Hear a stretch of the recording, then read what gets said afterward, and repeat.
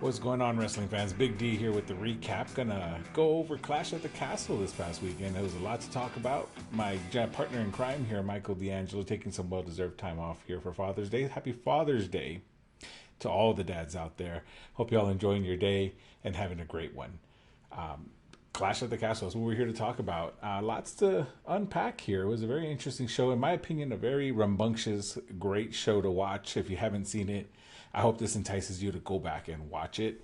Lots of things happening there, a lot of storylines further developing, and yeah, just dive right into it here. First match of the night, we had Cody Rhodes versus AJ Styles and the I Quit match for the Universal title. Those of you remember, AJ goaded him into the match, and yeah, Cody was pissed in this match. It was a good one. Lots of blood. Cody got busted open. AJ got busted open. A lot of back and forth, in terms of like, hey, do you quit? Do you quit? Typical standard protocol with the WWE I Quit match. But what was different about this one is that rather than making each other tap out, the theme here was more geared around beating each other until one gave up, pretty much. It kind of set the tone of they want to just end this was going to be like the end of the beef, and just they want to just end it there and just beat each other until somebody just can't take it anymore. And I was all for it. You had a lot of back and forth with AJ and Cody Rhodes' mom, who was sitting at ringside, and she even slapped him a couple times, which looked pretty cool. They brawled in and out of the ring, and at the end of the day, it was Cody Rhodes picking up the victory, which of course we predicted last week. We predicted that would happen. It was too early to take the belt off of Cody. However, AJ put up one hell of a fight. He had a great spot where he attempted a phenomenal forearm, but then Cody Rhodes just throws a chair in his face, knocking him out of the ring and onto the table that he had previously set up, which was actually a really, really cool visual to see, because leading up to that, Cody was already handcuffed, but was able to get out of the handcuffs. A little predictability there because of how long the chain was for the handcuffs, but Cody was able to get out of it, find the key, undo the handcuffs after that, and then he actually ended up handcuffing AJ Styles to the second rope, enough so that AJ can stand up, and was just pummeling him. And that match came to a very interesting ending when Cody got the steel steps, threw him in the ring, climbed in. Meanwhile, AJ's still trying to gain his wits about him because he just finished getting destroyed by Cody on the ropes. Cody goes up, and I guess out of sheer desperation, just to end it, he grabs the stairs over his head and is about to throw him, just legit throw him into AJ's face at the corner. And as he was walking up to get momentum, AJ started screaming, "I quit." And yeah, the match ended there, which was interesting to see happen. But what was even more interesting is afterwards, he just kind of looked at his mom, and she kind of gave him the nod. And, he's looking around, and he just chucked the stairs at AJ anyways, knocking him out. And again, your Universal Champion retains. Took a nice long walk down the entrance ramp back up to the gorilla position almost, but he gets to the entry and just stands there to kind of soak it all in. And kind of funny, awkwardly, Solo Sikoa walks out and just stands next to Cody, and they're both facing the ring, and he's just kind of like nodding, and then he just looks at Cody. And then Cody took a minute to realize what was happening, but by the time he realized it, here comes Tama Tonga and Tangaloa to jump him. Obviously insinuating that the Bloodline got their eyes on the Universal title now, so they may be the next men up for the title. More than likely, Solo Sikoa trying to follow in Roman Reigns' footsteps and become the Universal Champion. But of course, to save Cody, out comes Kevin Owens and returning Randy Orton, who was in ring gear, but he didn't wrestle. But he was in ring gear. He didn't wrestle that night, but he was in ring gear. Came out, and they kind of fought off the trio, and you had the faces standing tall. They helped him back up, and they let him get that last hurrah before he went backstage again. So curious to see what's going to happen with that feud now with the Bloodline, because it seems like Cody Rhodes cannot shake the Bloodline, and of course Randy Orton and Kevin Owens got some beef with them too. So it'd be curious to see what happens on SmackDown and how they further that storyline. Maybe that's the next phase or the next chapter in Cody's story. We'll find out. After that, we had but before we get into that, sorry about that, one mental note here to note: this was the match of the night. I'm sure people would disagree with me. In my opinion, that was the match of the night. The mind games, and just the overall brutality of the match reminded me of the WWE of old that I loved and adored as a child. and it was just great to watch and great to see. It was good to see Cody not just always take the high road. You know, he got aggressive, he got violent. I mean, like I said, at the end of the match, he still threw the stairs at AJ anyways. So, good side to see of Cody, a little more of aggressive side. We've been asking to see that come out of him, and I'm happy to see that. Again, this was my match of the night. I'm curious to see what you guys think. Please feel free to leave the comments there and let me know if you agree or disagree. Either way, I'd love to hear it. Now we get into the tag team match here. Women's tag team match, triple threat. We had Bianca and Jade Cargill, obviously. We had Shayna and Zoe. We had Alba and Isla. And the interesting thing about this triple threat, and they kind of snuck in the rules there, they changed up a triple threat tag match. And I actually really like it. What they ended up doing is instead of two competitors in the ring and anybody can tag anybody, they said no, one representative from each team is going to be in the ring at a time, and they can only tag in and out with their partners. A small change, but I think it made the match a lot better as a result, because you already had three, and then it was like a legit triple threat, right? And then they can tag in and out as needed with their partners, and it made for a lot of great spots here. You actually had commentary talking up Isla Dawn and Alba Fire, kind of insinuating to what the ending was here. Spoiler alert, they are your new WWE Women Tag Team Champions. Not mad at that. I'll get into that here in a sec. But yeah, you had them talking them up about how great they are, how Alba Fire was the, Alba Fire was the women's champion for NXT UK for so long. She did her thing. Isla Dawn, no pushover either. But yeah, they really talked over Alba Fire and Isla Dawn a lot on commentary, which kind of made you wonder, are these titles changing hands? A few botches. This whole pay-per-view PLE was full of botches. Some brutal, some ridiculous. You had Jade Cargill causing the most of them here. She kind of tripped up on a hot tag. She, lost her balance and footing trying to do a power bomb and kick somebody off. It looked kind of awkward. And then she tried to do her power move where she was about to do a fall-away slam and Samoan drop simultaneously. Zoe Starks was at the receiving end of the fall-away slam, but she kind of had to put her arm and leg out to kind of catch herself and pull herself over because Jade didn't put enough oomph into it, I'm guessing. Not sure what happened there. Usually she's very clean and precise in her moves. Don't know if it was just the excitement of the match. I mean, the crowd was on fire the whole night. So, I mean, it could have been that. Hopefully it was just a little mishap and maybe now she kind of shakes it off and moves on from it. But again, yeah, during the match, it was pretty good. You had Jade Cargill. It was kind of interesting, too. Like, she got put in the Kirifuda clutch by Shayna Baszler. And it looked like she was tapping. I don't know if she was trying to tell Shayna to ease up on it, because I think Shayna had it in really tight. I don't know if Shayna was just pissed off and just had it in tight. She was tapping, but the ref didn't see it. But the commentary made a point to call it out and say that she was tapping out, because it did look like she was. But she didn't see it, unfortunately. But then you had Jade Cargill and Bianca Belair hit their finisher, which was a very clean. I'm a fan of this finisher. I don't know what they call it. If somebody knows, please let me know. But they hit their finisher, and Jade again botching, struggling to kind of get her timing right for the pin. I think she went too quickly for the pin, because what ended up happening is she went for the pin, and then you had Isla Dawn go and get her and hit her with a German suplex, and then Alba was holding on to Jade's leg while Jade was on top of Bianca, so she's kind of getting in her way, and she wasn't able to get through, and they get the 3 count, and you have your new champions. I'm not mad at this choice. I think Isla Dawn and Alba Fire are great competitors. I've watched them in NXT UK. I think they would do great things for this tag team division.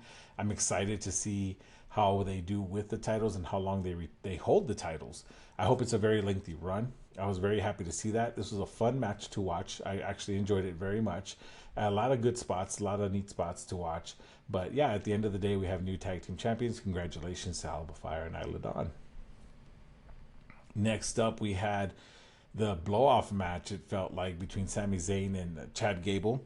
Chad Gable coming down with Otis and Maxine Dupree by his side. I am not going to try to say Maxine Dupree like Samantha Irvin again. I do not have the tone or inflection for that. But, she was there in her boot.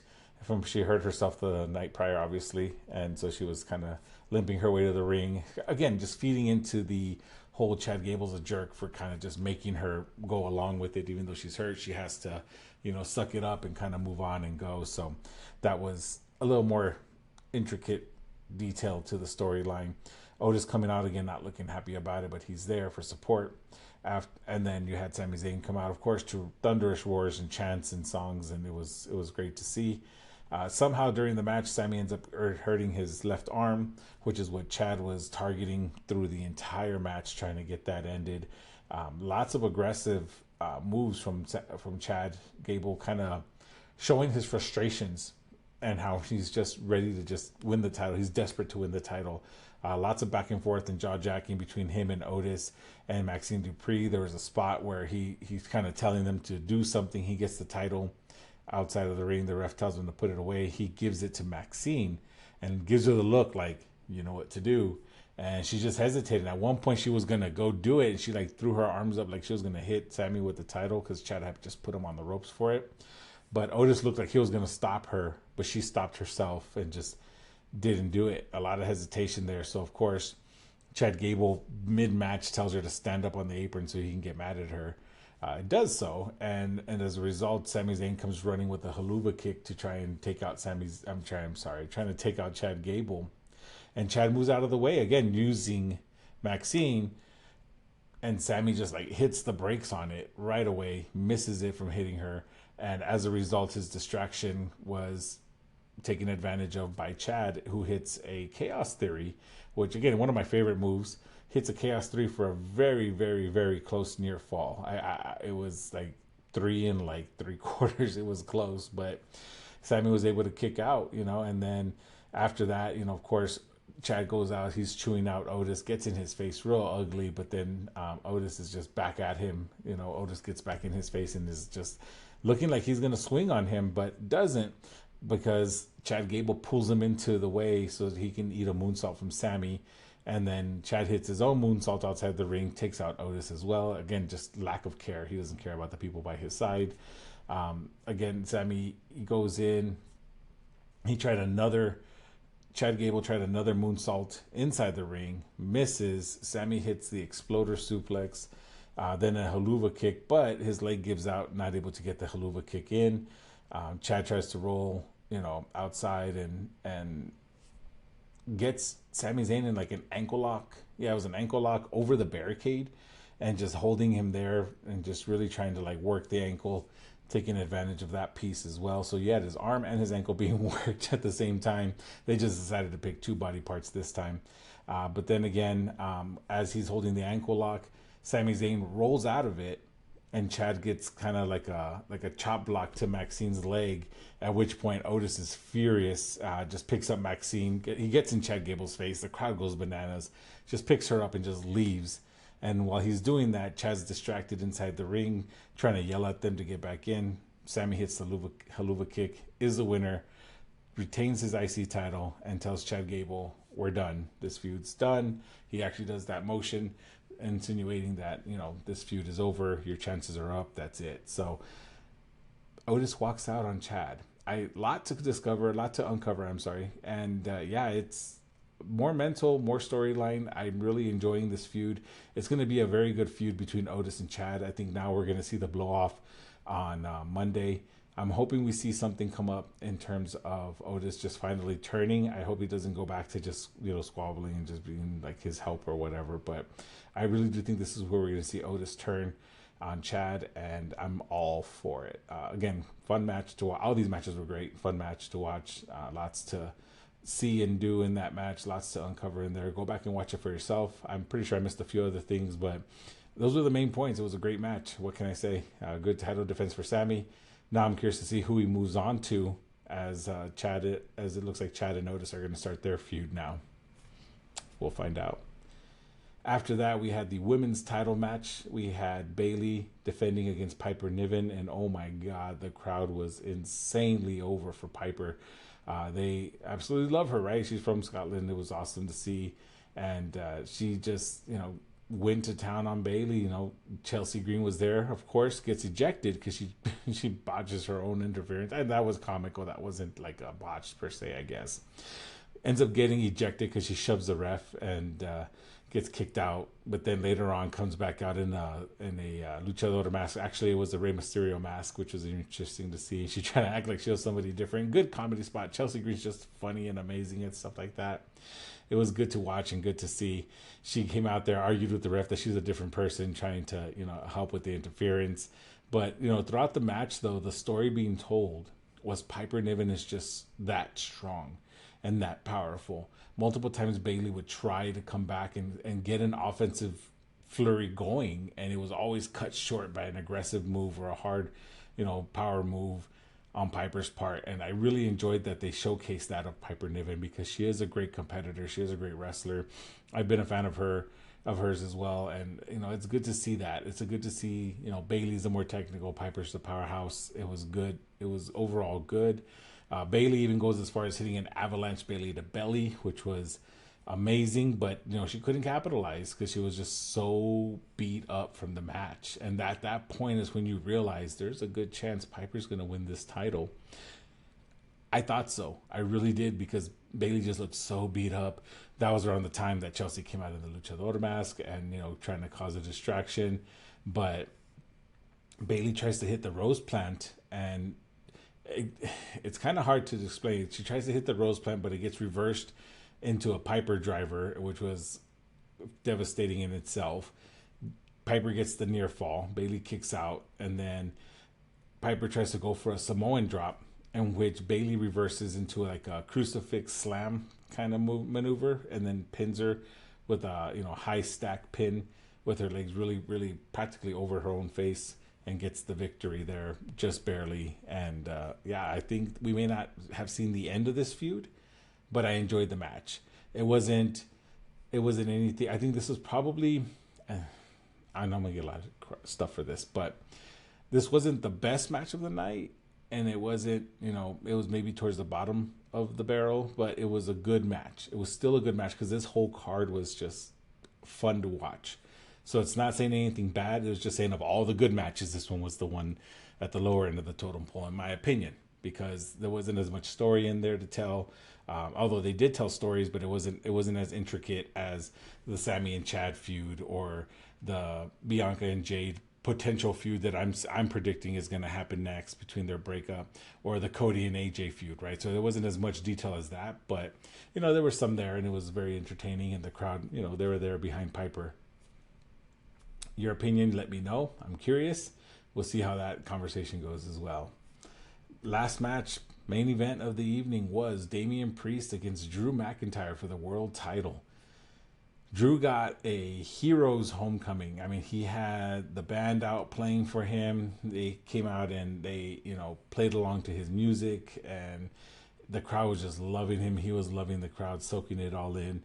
Well earned and well deserved for Drew McIntyre. I mean, it was amazing to see. Kind of made you think that something bad will happen if he doesn't win, because the crowd was just so into him, and rightfully so, right? That's their hometown hero. I love to see it. The crowd was just really loud, and they got treated to a very great match. This, in my opinion, was runner-up for match of the night. And the only reason it wasn't, I'll go over into detail here in a sec.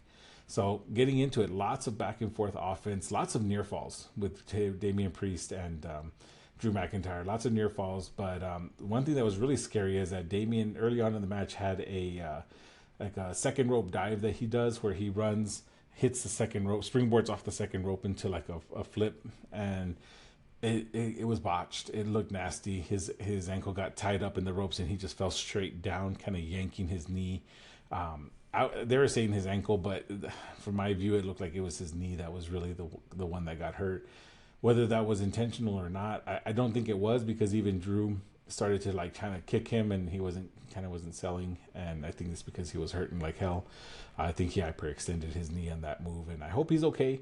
I hope Damian Priest is good. I hope he's fine. I hope it's nothing major. I hope it's just like I said, I hope it's just a hyperextension or a sprain or something to that effect.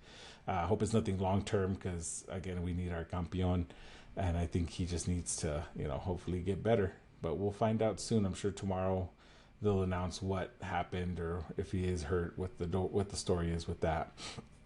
But yeah, it looked really nasty. But they're able to finally get him untied. I think Drew kind of played it off very well. He grabbed him, kind of turned him back over, back, like, kind of reversed the way he came up, and was able to untie him from the rope. So that was good. Again, but lots of back and forth. Even with the messed up knee, Damian Priest still fought his butt off. He was, he reversed a Claymore into a South of Heaven, but Drew was able to kick out.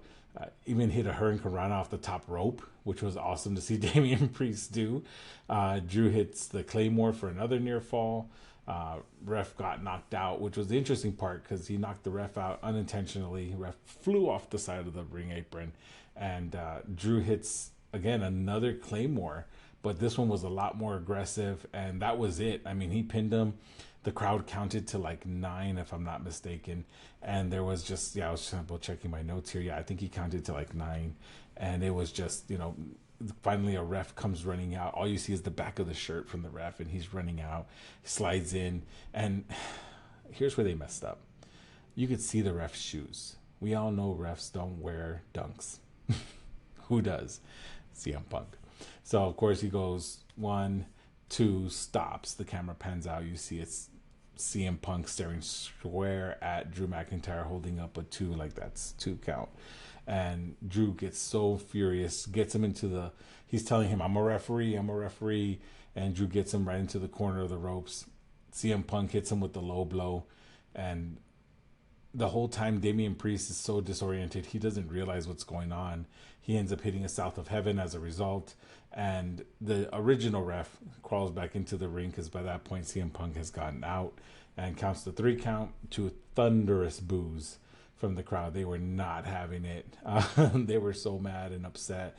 And I said, the only way he's going to lose this match is if CM Punk intervenes and gets major heat. And that's exactly what happened. And I like it, but at the same time, I feel like I'm torn on how they did it. I think because if you think about it, CM Punk has said before, I can come as commentary, I can come as a referee. Like, he's already insinuated this stuff. So like, how are you not prepared for it? But it was a good way to not let Drew McIntyre win, but keep it open for him to challenge again in the future. So now obviously all his attention and focus will be on CM Punk going forward.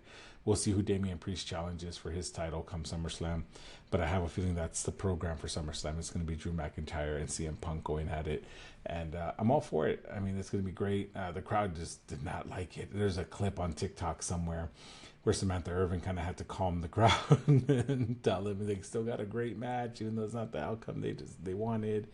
But yeah, it was a good match. Again, this would have been match of the night for me, but what kind of fell off was, one, I hope Damian Priest is okay. I give him so much credit for continuing the match, but that botch really looked bad, and they continued it, which I give him much credit for. But I just didn't care for, the way they did the referee switcheroo. It just could have been a lot, I don't know, different. I mean, at least try. Don't have them wear loud shoes. They went as far as having them wear like a compression long sleeve shirt so you can't see his tattoos. I mean, why not go the rest of the way and make sure he's wearing the right shoes? And his pants were like 2 inches above his ankles, which was weird. But I'm just nitpicking at this point. I want to know what you guys think. Overall, I think this was a great show. I give it an A, borderline A plus. But again, I really, really enjoyed the show. I hope you guys did. If you haven't yet, go on to Peacock and watch it. Let us know in the comments what you think. Let me know whether you agree with me or not. I mean, if you do, it's fine. It's awesome. If you don't, cool. Let's talk about it. Those of you who have commented on my TikToks, those of you who have commented on Facebook know that I reply back. Michael D'Angelo replies back. We all reply back. And we enjoy a healthy conversation about wrestling because that's what we do this for. This is a lot of fun for us to do, and we look forward to interacting with you guys because if at the end of the day, y'all watching is what we want. And so you watching and commenting tells us that we're doing our part. So keep it up, keep it going. Make sure you like, share, and subscribe. Follow us on our social platforms and make sure that you leave a comment. I can't stress that enough. Interaction. I love it. So again, hope y'all enjoy the rest of your week. That was Clash of the Castle and a quick rundown brought to you by Big D here. Enjoy your Father's Day for you dads out there, and we'll see you next week. Bye.